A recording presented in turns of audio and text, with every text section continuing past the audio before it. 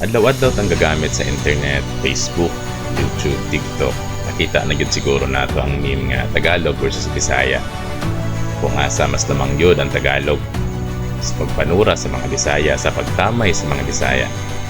Makaingon ang uban nga racism, pero that's not the case ba? Kay pareho tang nga Pilipino, so we are the same race. Kaso lang natay instinct nga dapat masuperior ta sa uban. Ug dili lang na sa Pilipinas ba?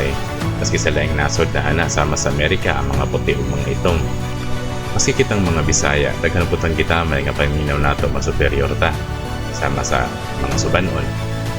Kapila na ba nato na dungog nga atong gisura or gitamay ang usa ka tawo nga paminaw nato ignorante ning gitawag nato og subanon. Instinct na magod nato isip tao nga mas ma-feel nato nga secure or superior ta kung naatay makita nga mas ubos pa sa atua.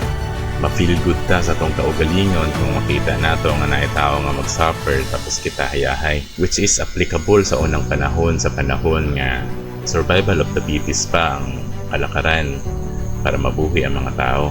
Pero kung maana ko nga instinct, siyempre makikita siya.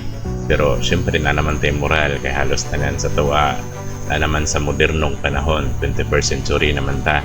So kung gamiton gihapon nimo sa imong utok nga mas superior ka kaysa sa uban, ang tawag na ba'y maot kag batasan.